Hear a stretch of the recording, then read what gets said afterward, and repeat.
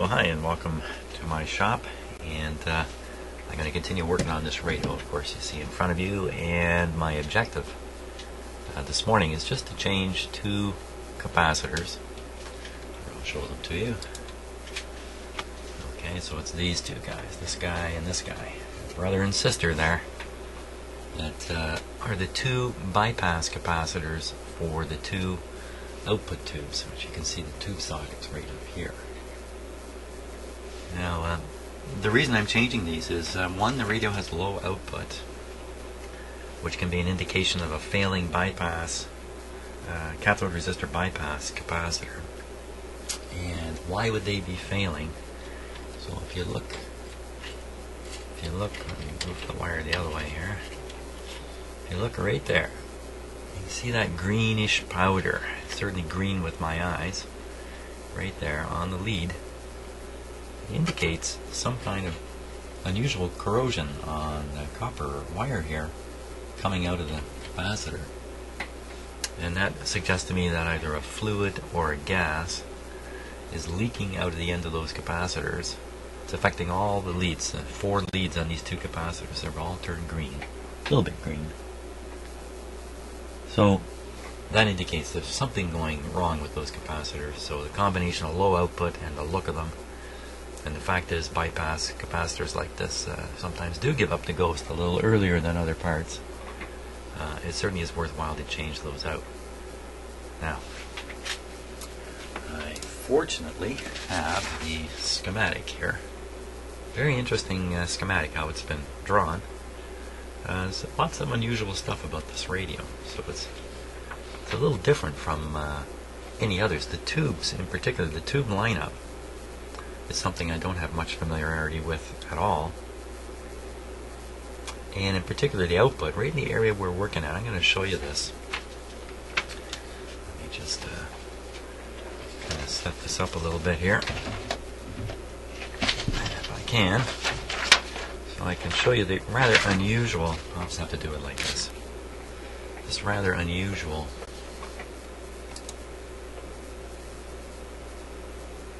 output. Now right there, you see the speaker symbols, and right below it are two EL8 tubes.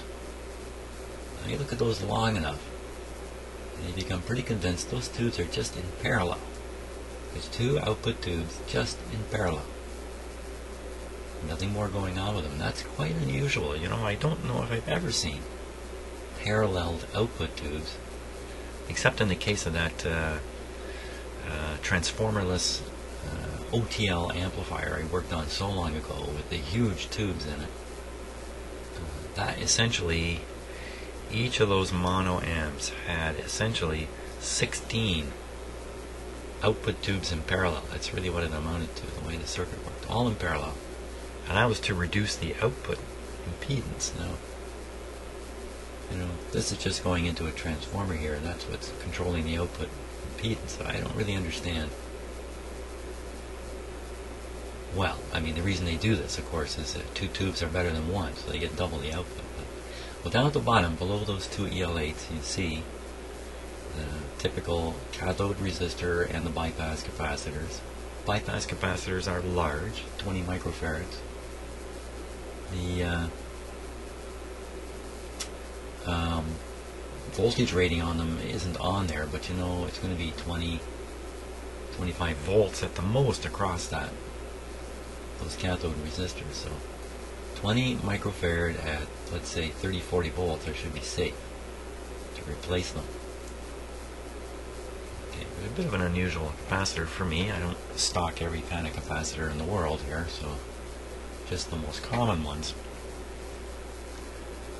Now, look at those things. They are buried under a nest of wires. And you can see they're held in with little brackets. Screwed on brackets. So I think my first objective is to loosen off those brackets. Now the one you can, the upper one is just a nut, nothing more going on. The lower one has a connector with a whole bunch of wires hooked up to it. So that's a ground point. Just to add a little bit of complication to what I'm doing here. Actually, it looks like the lower side, or the negative side of those two capacitors is going to that ground point. No surprise there.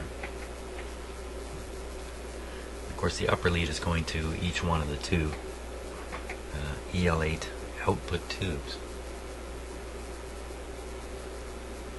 Well, okay, let's see if I can loosen off that screw in there or not. One thing I don't have a good set of are nut drivers.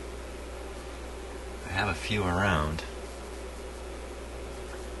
Let's see what I can come up with here.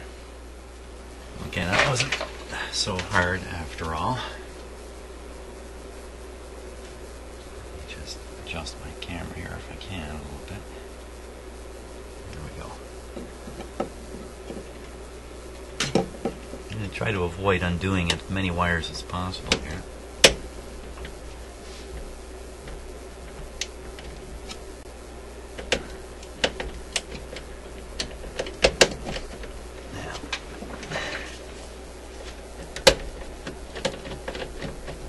So I've reached around with my other hand, if you can't see it, and to hold the screw in place while I... There's the nut. There's the bracket. And I've got the screw. Okay, that's one. Now the other one.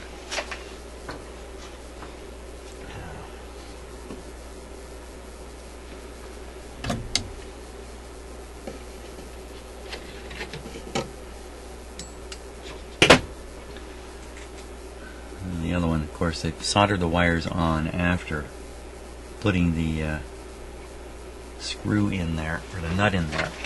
So all those wires are right in the way here. Let's just see what I can do.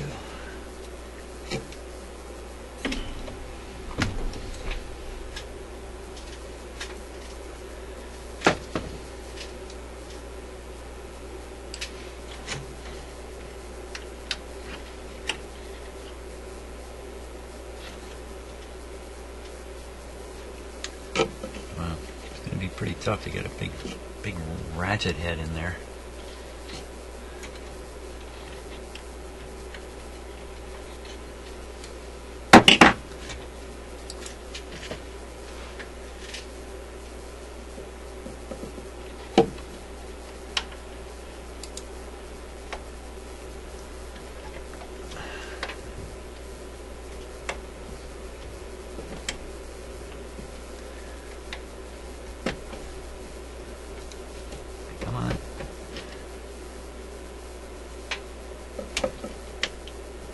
Huh, I like that. The real problem is the bracket itself and the particular angle it's on. Here, let me just take the ratchet head off my tool here. I'll see if I can just get this on, and then I can put this in on an angle and kind of get the thing started. Or can I just get to the screw above? Oh. Feels like there's something a little complicated going on above. It's more than just an ordinary screw. Okay.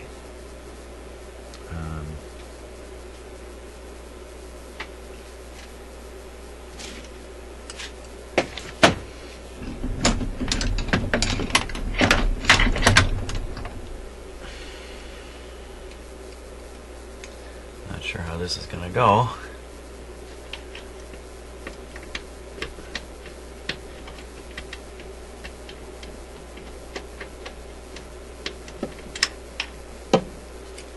Something's interfering here.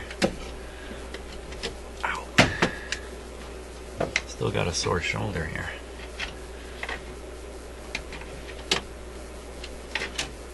Apparently I'm going to have a sore shoulder for quite a while yet.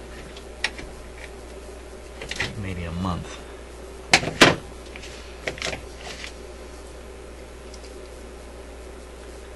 Okay, we'll try sticking this on again. Does not want to go. Okay. Let's take a look at what's going on the inside here. Without moving the radio, I'm just going to use my camera here.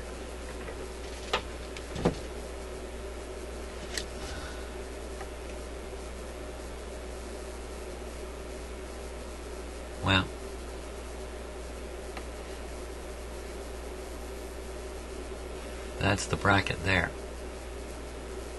I can easily get a screwdriver into that lower screw, so let's do that. That's a much easier looking approach than what I'm trying to do here.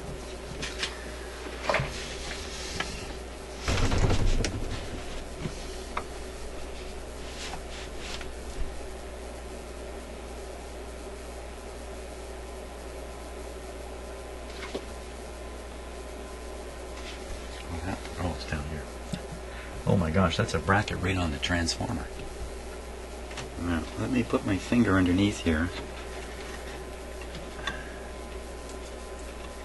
They don't line up. I don't think they line up here.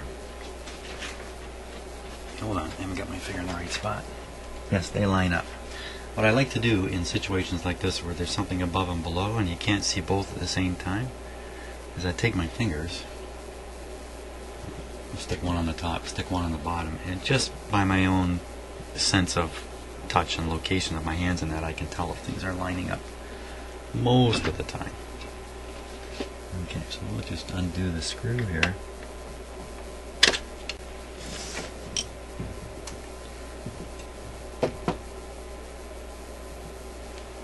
There's another. So you can really see the bracket I'm going after here.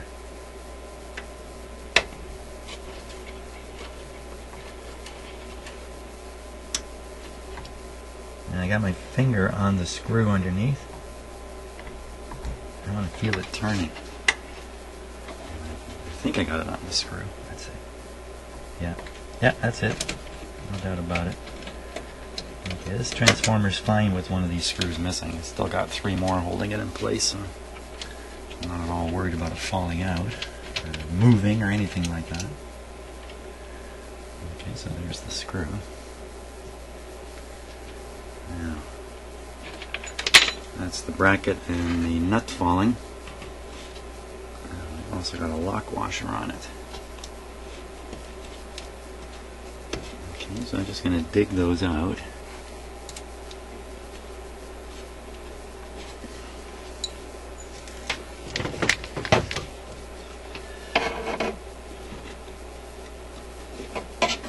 There we are. Okay, so I got the 2 brackets off.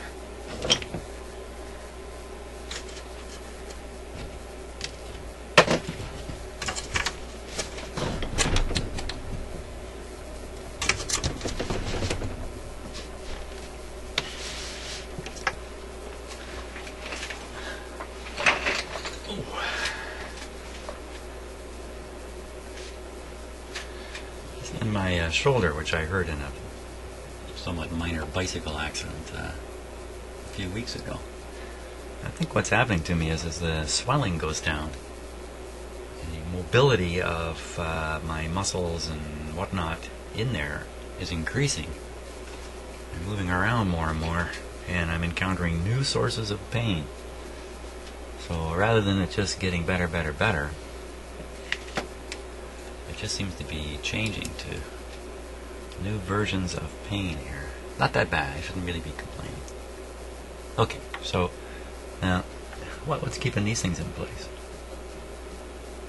They're just probably hanging there. Just stuck a bit. Oh yeah, see, and there's another lock washer going to fall out. There it goes. The main thing about a part like that, a little lock washer, is you don't want to lose it inside the radio without knowing it's in there. Have it drop down into the circuitry and silently make up a short circuit or something. So, and I've lost complete sight of it now in the bottom of the radio. Wait a minute, I got an easy way of doing this. Only if my tool is handy. Which it's not, but I do have a magnet. So I'll just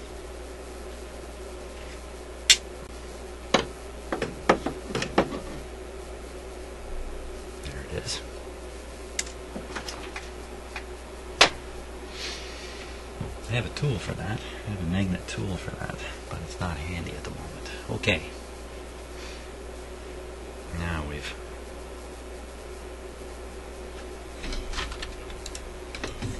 got the brackets off these two guys. I think I should just cut them out. Maybe not. Let's see, the two of them are co-soldered to that bottom lug right here. What is that? What is that? Is that all one lug there? Look at that.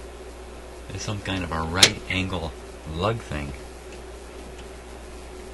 That's a little bizarre. And there's quite a bit hooked up to it.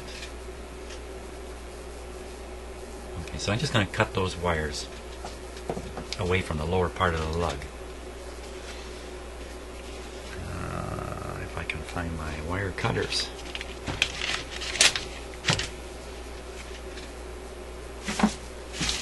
Okay, gotta go hunting for my wire cutters, which appear to have wandered off somewhere. No, they haven't actually wandered off somewhere. They've just fallen into a funny position. Makes them hard to recognize. So, here we go.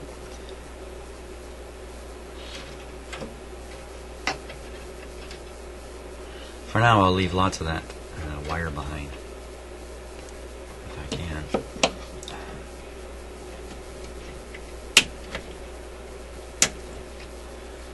Okay, now taking a look at the upper leads. Upper leads situation's just a little bit different.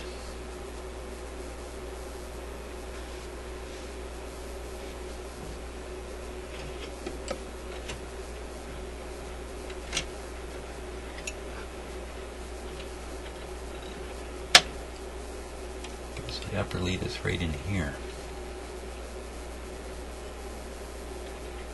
This one.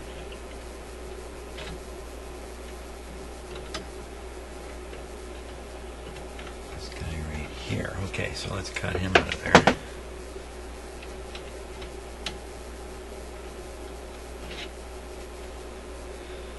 I'll tell you one thing, that's, sometimes I compare this work to surgery, not that I think that I'm in any way parallel to a doctor, I'm certainly not. But there are some similarities, and it's interesting to think about. And one of them I just came to my mind here while I'm doing this is basically I'm not in a panic while I do this. The patient's not dying on my table as I work on them, which is the case for many surgeries. It's a race against the clock. You've only got so much time. Oh my Lord.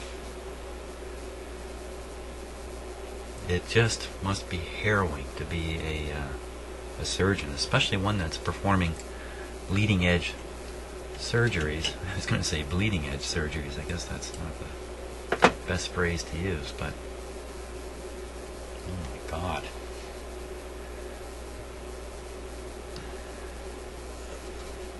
I'm really glad there are people on this planet who will do that kind of stuff. Here we go. That's it. 2 capacitors out.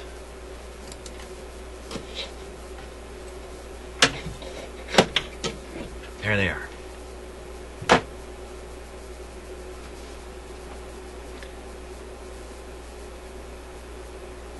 Hydra work. German. It's all written in German here. 25 microfarads. I think that says 12 to 15 volts. And I don't know what that next thing is. A25 slash whatever that is. Let's look on this one here. Yeah, 12 to 15 volts. 25 microfarads. By today's standards, that's a tiny little capacitor. Okay, let's see if I can find a couple of these. That might be quite a challenge. And that's first, let's take a closer look at this corrosion stuff. As you may know from my babbling, I was once a corrosion technician, underground, specializing in underground power cable corrosion of all things. That's power cable corrosion caused by streetcars. What? Yes, streetcars run on direct current. The city I used to work in is full of streetcars.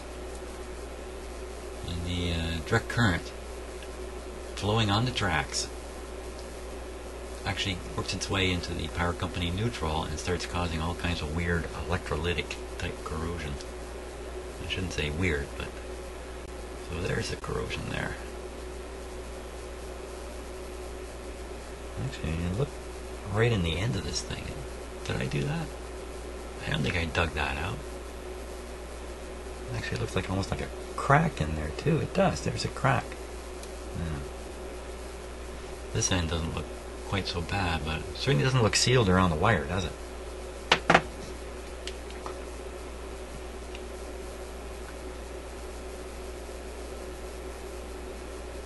See, this one looks sealed. Well, maybe not. A little bit of a hole there.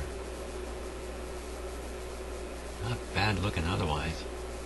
Often there's a seal right here. So this is a plastic tube, and they've slid stuff in it, then they have to seal the end of it. And often there's an opening happening right here. So I can run my nail along it. These ones are pretty good there, but where the wire comes out, they seem to have not held up.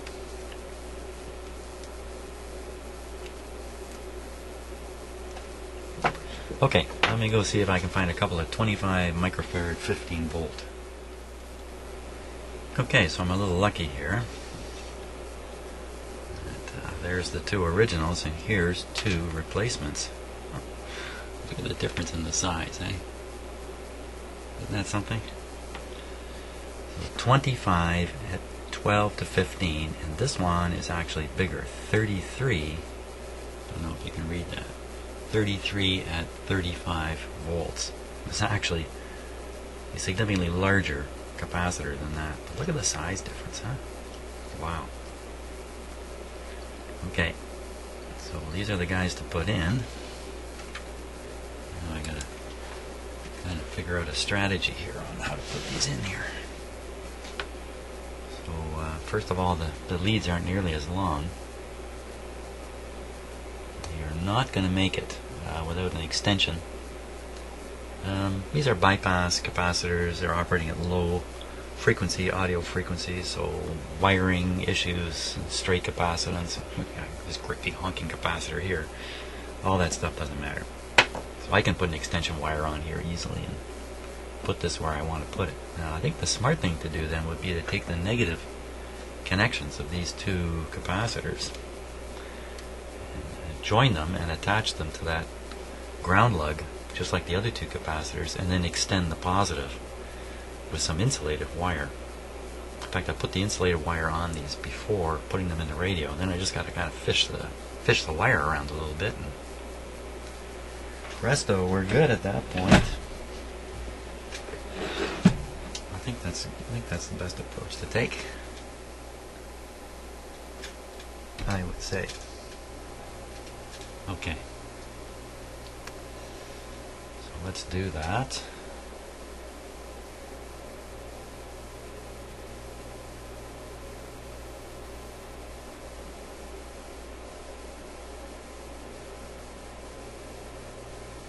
I'll leave a little bit of wire between here.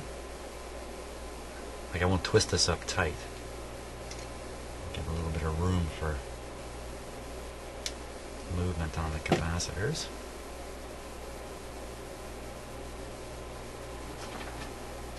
I'm going to throw a little solder on that. Uh-oh, uh-oh, uh-oh.